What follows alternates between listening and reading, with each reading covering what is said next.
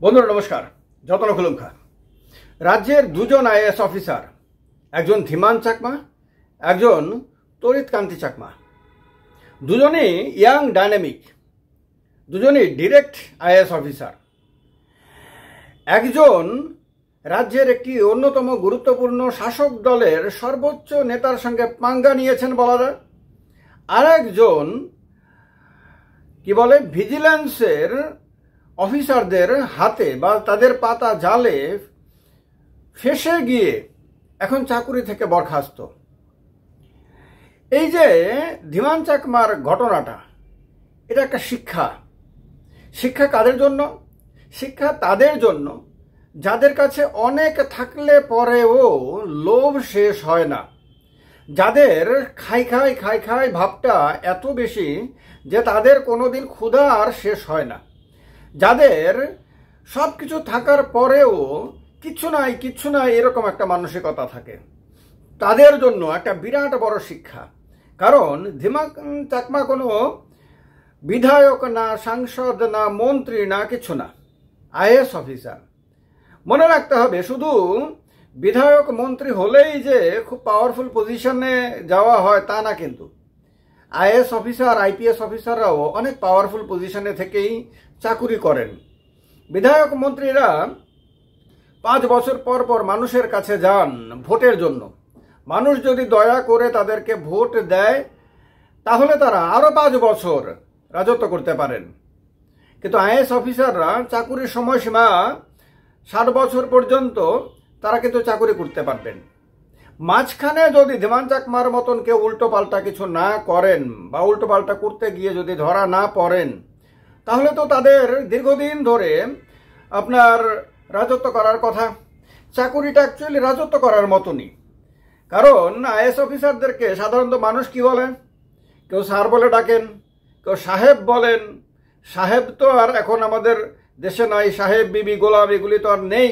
কিন্তু তারপরেও একটু বড় পজিশনে কেউ গেলে পরেই তাকে সাহেব বলে ডাকার একটা প্রচলন আছে। সরকারি যে পেরিফেরি আছে তার মধ্যে দেখবেন যে সরকারি সার্কেলের মধ্যে সাহেব সাহেব বলে অমুক বাবু, অমুক সাহেব, ডিএম সাহেব, চিফ সেক্রেটারি সাহেব, ডিএসপি সাহেব, এরকম সাহেব বলার একটা প্রচলন আছে। যদিও এই সাহেব কথাটা গণতন্ত্রে মানায় কিনা সেটা নিয়ে বিতর্ক হওয়ার কথা আছে। এখন কথা হলো যে আইএএস অফিসার হওয়ার পরে একটা লোকের জীবনে কোনো কিছুর কি অভাব থাকার কথা? একটা লোক আইএএস অফিসার, এই পরিচিতিটা তাকে সারা ভারতবর্ষে কত বড় মর্যাদা প্রদান করে ভাবা যায়।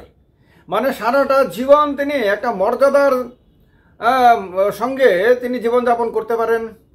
তারপরে তিনি চাকুরি শেষ হয়ে গেলেও রিটায়ার্ড আইএএস অফিসার, এই পরিচিতিটাও তাকে সমগ্র এলাকার মধ্যে যেখানে তিনি থাকেন অন্য অনেক মানুষের থেকে তাকে আলাদা করে আইডেন্টিফাই করে। মানুষ তার বাড়িটাকে একটা মাইলস্টোন হিসেবে, ওই যে রিটায়ার্ড আইএএস অফিসার তার বাড়ির 100 মিটার পরে আমার বাড়ি, এরকমভাবে মানুষ তার মানে তার সঙ্গে নিজেকে পরিচিত করে।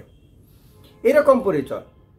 আইএএস অফিসাররা ভালো বেতন পান আমাদের দেশে, একেবারে কম পান না, যথেষ্ট ভালো বেতন পান। এবং আজকের দিনে বাজারের যে অগ্নিমূল্য আছে, অগ্নিমূল্যের মধ্যেও যথেষ্ট ভালোভাবে মানে জীবনযাপন করার জন্য সাফিসিয়েন্ট বেতন তারা পান, অন্যান্য সুযোগ সুবিধা পান, অনেক সুযোগ সুবিধা তারা পান, অনেক ধরনের সুযোগ সুবিধা পান বৈধভাবে। অবৈধভাবে এর কথা আমি বললাম না, বৈধভাবে অনেক কিছু তারা পান।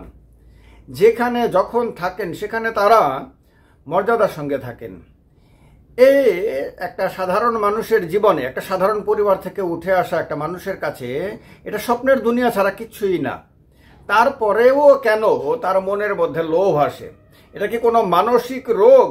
না, ঘাড়ের মধ্যে ভূত চাপলে পরে মানুষ এরকম হয়। আমাদের কথা আছে না সমাজের মধ্যে প্রচলিত, তার ঘাড়ে ভূত চাপছে। মানে যখন মানুষ সবকিছু থেকে কোনো অস্বাভাবিক আচরণ করতে থাকে তখন তার ঘাড়ে ভূত চেপেছে, এইরকম ভাবে মানুষ বলতে থাকে, বলে আমাদের সমাজের মধ্যে। একজন আইএএস অফিসারের তো 9 লক্ষ টাকা, 10 লক্ষ টাকা ঘুষের জন্য লোভ করার কথা না। তার কাছে তো সে মাসেই তো লক্ষাধিক টাকা বেতন পায়, এবং যে টাকা বেতন পান সেই টাকা খরচ করার মতো সময় কোথায় একজন আইএএস অফিসারের? জীবনে, সারাক্ষণ ব্যস্ত, 24 আওয়ার্সের চাকরি। হ্যাঁ, তার মানে এই না যে 24 ঘন্টায় তিনি অফিসে বসে থাকেন, কিন্তু তার চাকুরির মানে নেচারটাই এরকম যে তাকে কখনো ভোর 3টের সময় তাকে সরকারি কাজে তাকে বেরোতে হতে পারে। আপনারা ভাবতে পারেন সেই রকম কোনো গুরুত্বপূর্ণ পদে থাকা মানুষটি আপনার এখন তার বাড়িতে, তার কাঞ্চনপুরের তার এলাকাতে ও নাকি ভিজিলেন্সের লোক উড়িষ্যা থেকে এসে তদন্ত করে গেছে, পত্রপত্রিকাতে দেখলাম। এখন তার বিভিন্ন সম্পত্তি, অতীতে তিনি যে সমস্ত সম্পত্তি ক্রয় টয় করেছেন সেগুলিরও নাকি হিসাব নিকাশ করা হচ্ছে। মানে তার এই চাকুরি পাওয়ার পরে তার যত সম্পত্তি, যত অ্যাক্টিভিটি, সমস্ত কিছুই এখন খুঁটিয়ে খুঁটিয়ে দেখছে। হয়তোবা আরো অনেক কিছু বেরিয়ে আসতে পারে। তার বাড়ি থেকেও নাকি মোটা অঙ্কের টাকা পাওয়া গেছে। এগুলি ভাবা যায় ত্রিপুরার মতন একটা ছোট্ট রাজ্য, অনেক পিছিয়ে ছিল ত্রিপুরা রাজ্য, এখনো সার্বিকভাবে অনেকটা পিছিয়ে ভারতবর্ষে অনেক রাজ্যের তুলনায়। এই রাজ্য থেকে উঠে কোনো ছেলে বা কোনো মেয়ে সর্বভারতীয় পরীক্ষাতে পাশ করে আইএএস অফিসার হওয়া অথবা আইপিএস অফিসার হওয়া অথবা আইআরএস, আইএফএস, কতগুলি সার্ভিস, ক্যাডার সার্ভিস আছে, সর্বভারতীয় সার্ভিসে চাকরি পাওয়া, এটা কোনো চারটিখানি ব্যাপার না। এটা প্রাথমিকভাবে তার মেধার প্রমাণ করে, তার দক্ষতার প্রমাণ করে, তার অধ্যবসায়ের প্রমাণ করে। সে যে আরো অনেক অনেক ছেলে মেয়ের থেকে আলাদা ক্যালিবার রাখে, এটা কিন্তু প্রমাণ করে। তার চাকরি পাওয়াটাই তার জীবনে একটা বিরাট বড় প্রাইমারি সাকসেস, কিন্তু এই সাকসেসটা আর 10টা সাকসেসের চেয়ে অনেক বেশি মূল্যবান। সেই চাকুরিটা পাওয়ার পরে তার কাছে কত তার ভবিষ্যৎ একবার ভাবেন যে একটা রাজ্যের মুখ্য সচিব পর্যন্ত হতে পারে, ক্যাবিনেট সেক্রেটারি পর্যন্ত হতে পারে ভারত সরকারের। কি মানে তার কাছে তো মানে ওপরের দিকে তার কাছে পাওয়ার মতো অনেক কিছু রয়েছে। টাকাই কি জীবনের শেষ কথা নাকি? টাকার বাইরেও তার কাছে পাওয়ার মতন অনেক কিছু। সে হয়তো কোনোদিনই আপনার গুগলের সিইও সুন্দর পিচাইয়ের মতন বেতন পাবে না, পেতেও পারবে না, কোনো কল্পনাও করতে পারবে না। সুন্দর পিচাই যা বেতন পান, যা গুগল সার্চ করলে পরে জানা যায়, তা পৃথিবীতে কোনো সরকারি অফিসার কোনো দিন কল্পনা করতে পারেনি, কোনোদিন কল্পনা করতে পারবেও না। হয়তোবা তিনি টাটার অধীনে চাকুরি করা অনেক এমপ্লয়ির বেতন হয়তো কোনোদিনই সরকারি চাকুরি করে পাবেন না, কিন্তু মর্যাদার দিক থেকে তার কিন্তু অনেক বেশি মর্যাদা। তিনি আইএএস অফিসার বলতে পারবেন। অনেক মাল্টি ন্যাশনাল কোম্পানির আপনার অফিসাররা তার চেয়ে বিশাল পরিমাণ বেশি বেতন পান, কিন্তু আইএএস অফিসারের মর্যাদার তুলনায় তাদের কিন্তু সামাজিক মর্যাদা তুলনামূলকভাবে অনেক কম বলে মনে করা হয়। সেই লোকটা আপনার যখন লোভে পড়ে যায়, তখন সে তার কাছে থাকা মানে মণিরত্নের ভান্ডার, অ্যাকচুয়ালি তার পজিশনটাই তার কাছে পৃথিবীতে সবচেয়ে বেশি মূল্যবান মণিরত্ন। সেই মণিরত্নের ভান্ডারটাকে সে বাজিতে রেখে দেয়, যেটা ধীমান চাকমা করেছেন। এখন তদন্ত শেষে যখন আদালতে মানে মানে জাজমেন্ট আসবে ফাইনাল, তখন হয়তো জানা যাবে যে আলটিমেটলি তিনি তার বিরুদ্ধে যে সমস্ত অভিযোগ সেগুলো সত্য কিনা। কিন্তু প্রাইমারিলি যে সমস্ত সংবাদ বেরিয়ে এসেছে সংবাদ মাধ্যমে, তাতে তাকে তো রেড হ্যান্ডেড ধরা হয়েছে বলা হচ্ছে। তার মানে প্রাইমারিলি ধরে নেওয়া যায় যে তিনি লোভে পড়েছিলেন, তিনি তার কাছে থাকা বিশাল পরিচিতিটাকে তিনি বাজিতে রেখেছিলেন।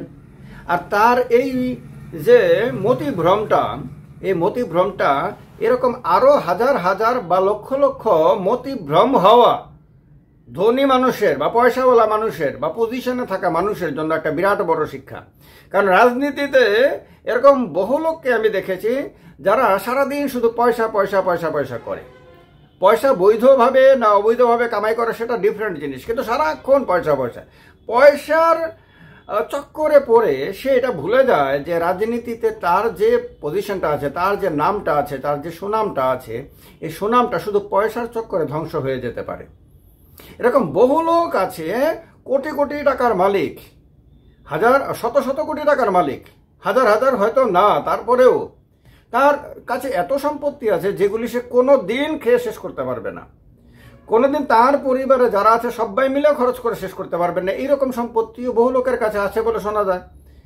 এত সম্পত্তি থাকার পরেও 24 ঘন্টা শুধু টাকা টাকা টাকা টাকা। এই যে ক্ষুধা, এই যে রাক্ষসের মতন ক্ষুধা, দানবীয় ক্ষুধা, এই দানবীয় ক্ষুধার কারণে কিন্তু বহু মানুষ হাজার হাজার কোটি টাকা থাকার পরেও সে জীবনটা সুস্থভাবে যাপন করতে পারছে না, এবং মাঝে মাঝে এমন এমন সব কাণ্ড করে বসছে যে কাণ্ডগুলো তাকে হয়তো মানে কি বলবো একেবারে নরকের মধ্যে ঢুকিয়ে দিচ্ছে।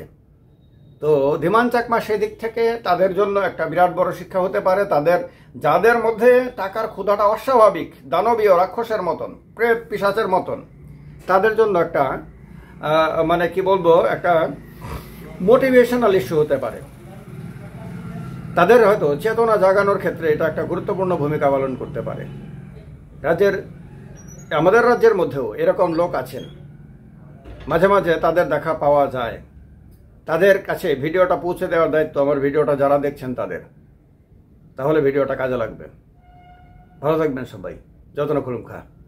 সবাইকে নমস্কার।